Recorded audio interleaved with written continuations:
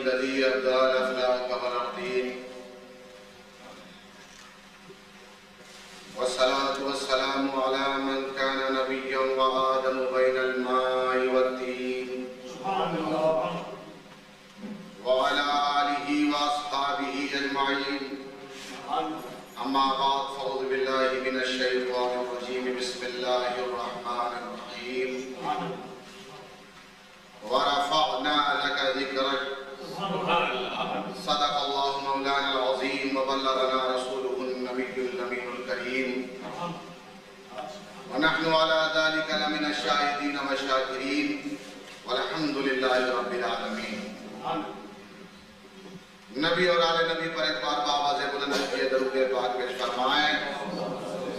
اللهم صل على سيدنا ونبينا مولانا محمد وعلى آل سيدنا ونبينا مولانا محمد وبارك وسلم.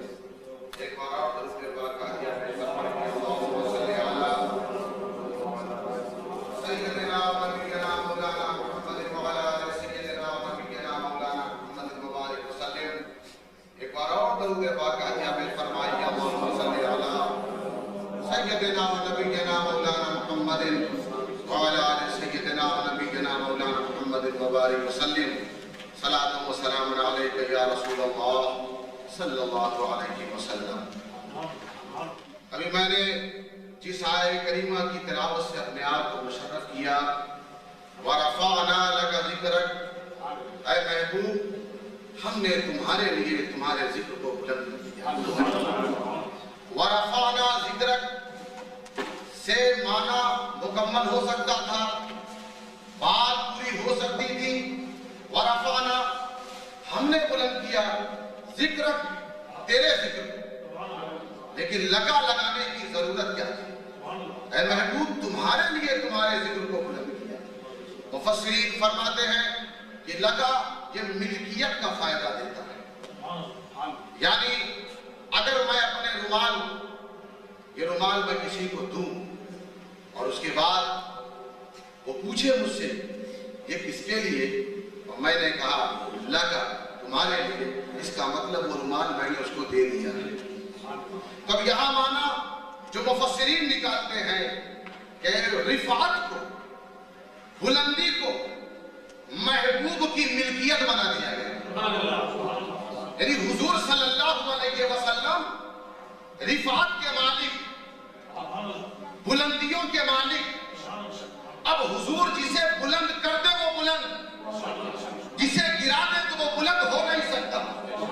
توجہ چاہوں گا اب یہیں سے آپ سمجھتے ہوئے چلیے کہ حضور نے صدیق اکبر کو بلند کر دیا، حضور نے فاروق اعظم کو بلند کر دیا، حضور نے عثمان غنی کو بلند کر دیا، حضور نے مولا علی کو بلند کر دیا، حضور نے حضرت امام حسین کو بلند کر دیا، حضور نے امام حسن کو بلند کر دیا، صحابہ کو بلند کر دیا، تابعین کو بلند کر دیا، تابع تابعین کو بلند کر دیا، اتباع تابع تابعین کو بلند کر دیا، ولیجین کو بلند کر دیا، صالحین کو بلند کر دیا، مجازین کو بلند کر دیا، صدیقین کو بلند کر دیا، ان سب کو بلند کر دیا. اب نام لے کر کے میں بتاؤں تاکہ عرس کی مناسبت سے بات ہو جائے. غوث اعظم کو بلند کر دیا، غریب نواز کو بلند کر دیا، بابا شاہ شریف کو بلند کر دیا، حضرت سرکار کعبہ کو بلند کر دیا، محدث اعظم کو بلند کر دیا.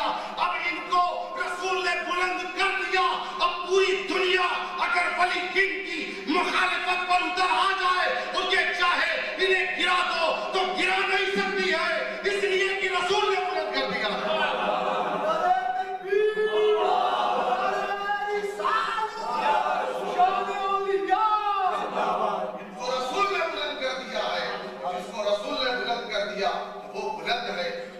نہیں سکتی ہے. اور جس کو گرا دیا ابو جہل کو گرا دیا، ابو لہب کو گرا دیا، اور جس کو گرا دیا ہے پوری دنیا اکٹھا ہو کر کے اسے بلند کرنا چاہے وہ بلند نہیں کر سکتی ہے، اس لیے کہ رسول نے گرا دیا. دوستو تو رفعت کو، یہ رفعت رسول کی ملکیت، اور ہم جس کا ذکر کر رہے ہیں یہ سب بلند، ان کی بلندی کا عالم یہ ہے. یہ محدث اعظم، حضور محدث اعظم کو لے لیجئے. حضور محدث اعظم ہند نے جب قرآن کو پڑھنا شروع کیا، ابتدا کی الف بے تے سے سلسلہ شروع ہوا.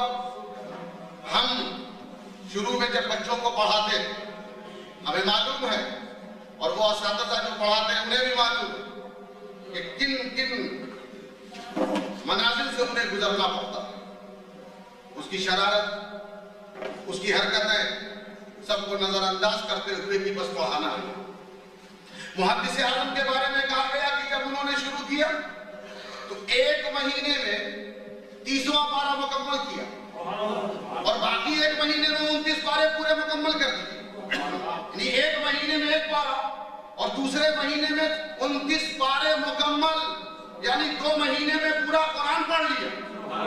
नाज़रे के तौर पर 2 महीने में पूरा कुरान पढ़ लिया। उसकी वजह क्या है? हम जब बच्चों को पढ़ाते हैं कहीं 3 साल गुजर जाता है, कहीं 4 साल गुजर जाता है, कहीं 8 साल गुजर जाता है, तब जाकर के वो कुरान अच्छे तरीके से पढ़ते हैं। मगर मुहद्दिस आज़म ने ये 2 महीने में ही पूरा कुरान कैसे पढ़ लिया? तो यहाँ पर यही जवाब मिलेगा। कभी यह होता है कि उस्ताद चाहता है कि बच्चा कुरान पढ़ ले, मगर कभी यह होता है कि कुरान चाहता है कि ये मुझे पढ़ ले।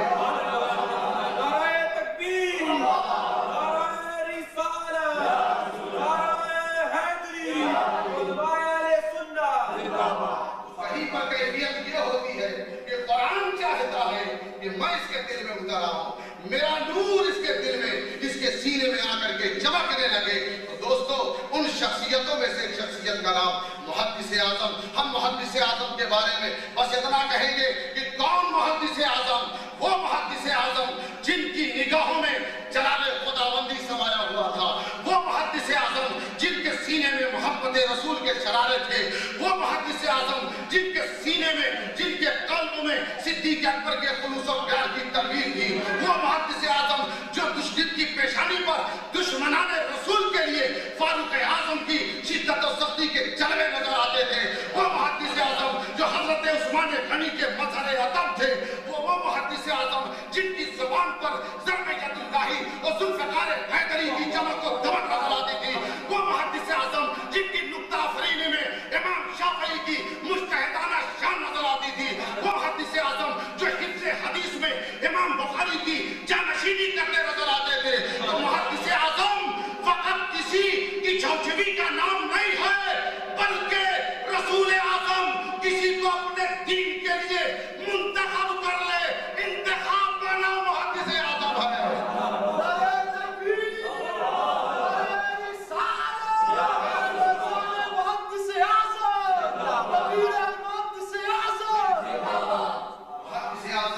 जिनको रसूल ने बुलंद कर दिया है, जिनको रसूल ने बुलंद कर दिया है। अरे दोस्तों, हम तो ये देखते हैं पहलवान बड़े नजर आते हैं, पहलवान बड़े नजर आते हैं। कैसे पहलवान बन जाता है आदमी?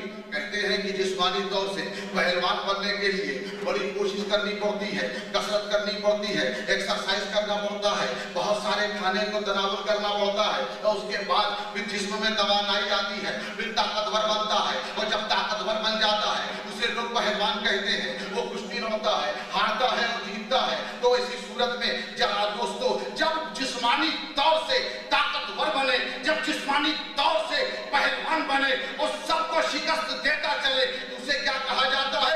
रुस्तमे आज़म कहा जाता है। रुस्तमे आज़म बन गया है, इसलिए कि अब इसे कोई शिकस्त देने वाला नहीं, उसे रुस्तमे आज़म कहा जाता है। इसी तरह दोस्तों, कुछ परवाज़ और कुछ लोग तवानाई रूहानी तौर पर हासिल करते हैं। तो जो रूहानी तौर पर तवानाई हासिल करते चले जाते हैं, पढ़ते चले जाते हैं, इल्म हासिल करते हैं, रूहानियत हासिल करते हैं, पीर और मुर्शिद की बारगाह में जब जाते हैं तो बहुत कुछ हासिल करते हैं। जब रूहानी तौर पर ताकतवर होते हैं तो कैफियत यह होती है कि जो जिस्मानी तौर पर ताकतवर बनता है उसे हम रुस्तमे आज़म कहते हैं, और जो रूहानी तौर पर ताकतवर बनता है उसे हम मुहद्दिस आज़म कहते हैं। वो मुहद्दिस आज़म बनता है क्योंकि रसूल ने इन्हें बुलंद कर दिया है और इन्हें कोई गिरा नहीं सकता। ये बुलंद हुए, ये बुलंद हुए, आज उनकी बुलंदी का चर्चा हम यहाँ बैठकर कर रहे हैं। ये बुलंद हुए, आज उनकी बुलंदी का जिक्र हम यहाँ बैठ करके कर रहे हैं। ये कौन है? ये कौन है? ये अहले बैत है। अरे दोस्तों, यही बाबा शाह शरीफ रहमतुल्लाह तआला अलैह, आप जरा गौर करें کریں کہ ان کا کیا مقام. حضرت مولانا عبداللہ رحمتُ اللہ تعالیٰ علیہ اس زمانے کے ایک جید عالم, ایک زبردست عالم, اور ایسے عالم کہ جن سے وہابیت لرزہ برندام تھی, دیامنہ ڈرتے تھے, اور ان کا یہ عالم تھا. مگر انہی مولانا عبداللہ کی کیفیت یہ تھی, جب حضرت بابا شاہ شریف رحمۃ اللہ علیہ کے مزار پر آتے تو گھٹنوں کے بل آتے تھے, فاتحہ پڑھتے, سر کو جھکائے رہتے تھے, سر کو جھکائے رہتے تھے. آخر وجہ کیا تھی, آخر وجہ کیا تھی؟ اے مولانا عبداللہ آپ بتائیے, ہم آپ کی روحانیت سے سوال کرتے ہیں, وجہ کیا تھی کہ کبھی یہ موقع ہوتا کہ آپ کے سامنے وہابیت لرزہ براندام, وہابیت ڈرتی تھی, مگر کہیں ہم یہ دیکھتے ہیں کہ آپ خوف زدہ نظر آ رہے ہیں, آپ جھکتے ہوئے نظر آ رہے ہیں, وجہ کیا ہے؟ تو وہ یہی کہیں گے, ہم جس کے پاس جو ہم سے ڈرتے ان کی بات چھوڑو, مگر جہاں ہم جھکتے ہیں اس لیے کہ یہ جھکے ہوئے نہیں ہے, بلکہ ان کو رسول نے بلند کر دیا ہے, یہ بلندی پر ہے, اسی لیے ہم جھکتے ہوئے نظر آ رہے ہیں. وَرَفَعْنَا لَكَ ذِكْرَكَ, اس لیے کہ ان کو رسول نے بلند کر دیا. اور دوستو یہ اولیاء کاملین, یہ اولیاء کاملین اور یہ سادات کرام جن کا یہاں پر عرس ہو رہا ہے, یہ کون ہے؟ ارے ذرا غور تو کیجئے.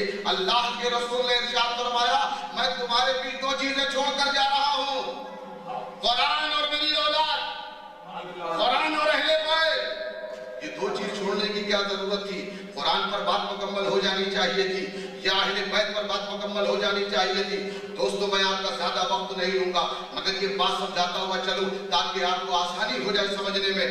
اس کو مثال کے ذریعے سمجھیے.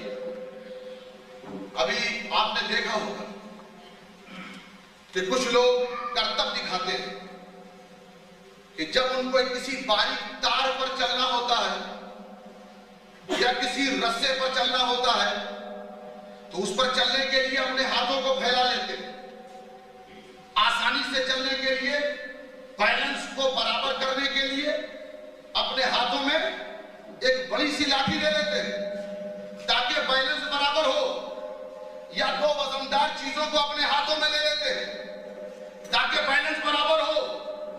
اور ہمیں بھی ایک منزل سے گزرنا, ایک راستے سے گزرنا, اس کا نام کیا ہے؟ پل صراط. آپ بتائیے کہ کتنے لوگ پل صراط سے گزریں گے؟ کتنے لوگ گزریں گے؟ کروڑوں, کوئی تعداد نہیں. ظاہر سی بات ہے, آپ نے دیکھا ہوگا جہاں پر ٹریفک زیادہ ہوتی ہے وہاں پر جب برج بنتا اسی حساب سے چوڑا بنتا ہے, تو پھر پل صراط تو کلومیٹر کے حساب سے چوڑا ہونا چاہیے. حدیث میں پڑھا گیا تو معلوم ہوا نہیں, یہ تو تلوار کی دھار سے زیادہ تیز, بال سے زیادہ باریک. یا اللہ کروڑوں اس پر سے کیسے گزریں گے؟ اس پر سے گزرنا, اس کو پار کرنا تب جنت, اتنا تیز اتنا باریک, اب اس پر سے گزرا کیسے جائے؟ تو وہاں پر جواب یہی ملے گا, کہیں جانے کی ضرورت نہیں. حدیث ثقلین پر توجہ کرو, وہ حدیث جس میں رسول نے یہ کہا میں تمہارے بیچ دو چیز چھوڑ کر جا رہا ہوں, میری قرآن اور میری اہل بیت, میری اولاد, غوث اعظم, غریب نواز, حسنین کریمین, یہ سارے کے سارے میں نے چھوڑ کر جا رہا ہوں. کیا کرو؟ پکڑ لو, دونوں کو پکڑو. اگر قرآن کو ایک طرف پکڑ کر چلے پل صراط پر, ایک طرف گر جاؤ گے. اگر صرف اہل بیت کو لے کر چلے, قرآن کو چھوڑ دیا تو دوسری طرف گر جاؤ گے.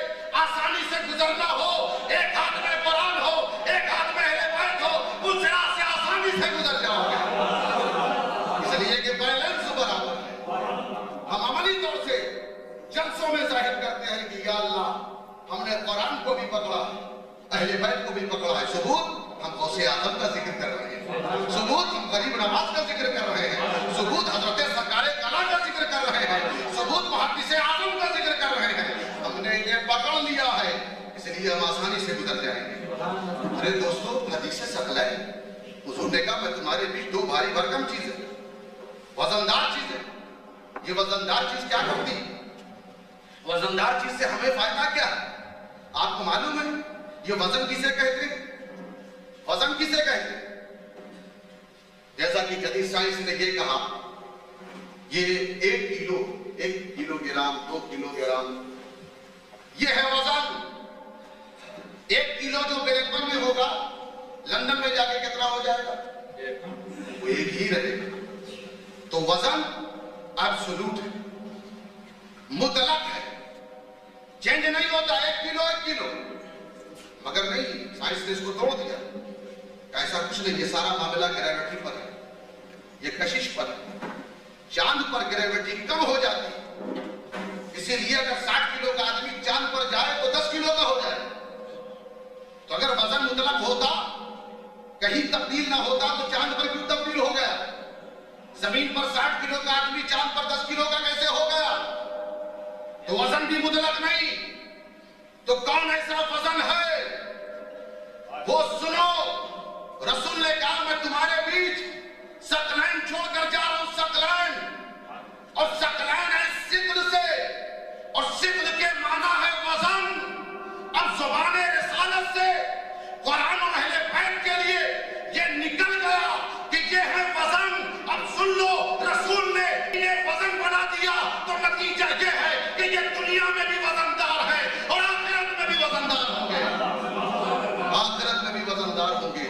اور کہا گیا پڑھ لینا, ایک آدمی بلیک بن کے اسٹیشن پر کھڑا ہو جائے اور ایک ٹرین جا رہی ہو پریسٹن یا لندن کی طرف, اور تعریف کرنے لگے, بڑی خوبصورت ٹرین ہے, اس کی سیٹ لیدر کی ہے, بڑی کمفرٹیبل ہے, بہت اطمینان بخش ہے, اور یہ لندن تک جاتی ہے, رفتار والی ہے, مڑتی ہے, تیز جاتی ہے, سیدھے جاتی ہے, برسات میں بھی چلتی ہے, دھوپ میں بھی چلتی ہے.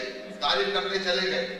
آپ مجھے یہ بتائیے کہ اس تعریف سے آپ لندن پہنچ جائیں گے, آپ جہاں کھڑے ہیں وہیں کھڑے رہ جائیں گے. اسی لیے حدیث میں کہا گیا پکڑو پکڑو. کیا مطلب؟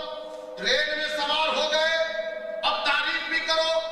تو جہاں جہاں ٹرین, وہاں وہاں آپ, جہاں وہ مڑے گی وہاں آپ مڑیں گے, جہاں وہ رکے گی وہاں آپ رکیں گے. بس اسی طرح سمجھ جاؤ, اگر اہل بیت کو ہم نے پکڑ لیا تو جہاں جہاں اہل بیت ہوں گے وہاں وہاں ہم نظر آئیں گے. وہ جنت میں ہوں گے, ہم جنت میں نظر آئیں گے. یہ ان کا صدقہ.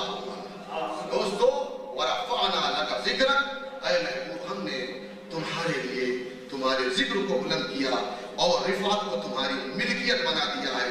جس کو رسول بلند کر دے وہ بلند ہوگا. شمع یہ روشن رہے, مینوش میں خانہ رہے, دعوت قائم یوں ہی یہ جشن سالانہ رہے. وما علینا الا البلاغ.